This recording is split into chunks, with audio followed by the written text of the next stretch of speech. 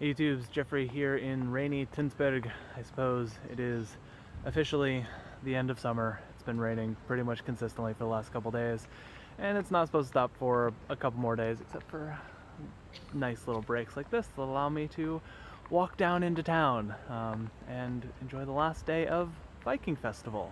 So there are a bunch of Viking boats out here and a little Viking village over there where you can buy Viking themed things, I suppose.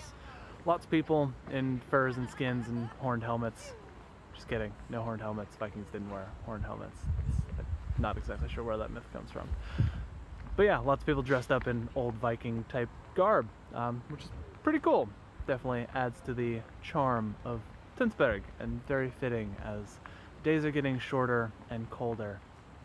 But I don't want to talk about the weather. I want to talk about more interesting things. Indeed, I guess that's really the motivation for doing this at all, is being able to talk about more interesting things more fluently. I suppose the whole objective would be to speak with more interesting people and talk about more interesting ideas. And I need to practice that, because if I'm ever going to get to the ranks of, the Joe Rogan Experience or the Dave Rubin Show, I've got a long way to go. But hey, it's an aspiration, and everyone's got to have a goal to get somewhere. Speaking of Dave Rubin, I was going down the YouTube rabbit hole yesterday and found a short clip from Dave Rubin talking about climate change. Of course I was interested, and he expressed his views on climate change. Basically said he's not an expert, so he's going to trust the scientific consensus. Pretty much the same position I'm in.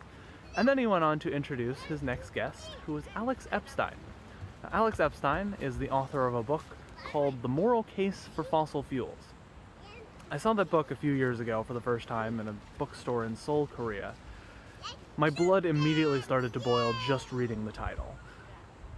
But now, having spent a few years working to understand different perspectives, I thought, I'll give it a shot. I'll listen to what this guy has to say. Now, he was exactly the person I thought he was. I'll post a link to the video and you can see what I mean. But in the introduction, Dave Rubin offered, for those of us who disagree, why don't we make our own response? So I'd like to do that. But I'm not going to yet, because even though I'm in the same boat as Dave Rubin on trusting the scientific consensus and generally trusting that climate scientists are good people, I realized that I don't actually know any climate scientists. So I'm going to try to change that. I am now embarking on a new endeavor to maybe turn this into a podcast or at least some kind of interview program. And I'd like to get those who have any expertise in climatology, climate science, atmospheric chemistry, atmospherics in general, at least anyone who can shed light on this whole debate, I'd like to talk to you. So this is an open invitation to anyone who thinks it'd be interesting to talk to me.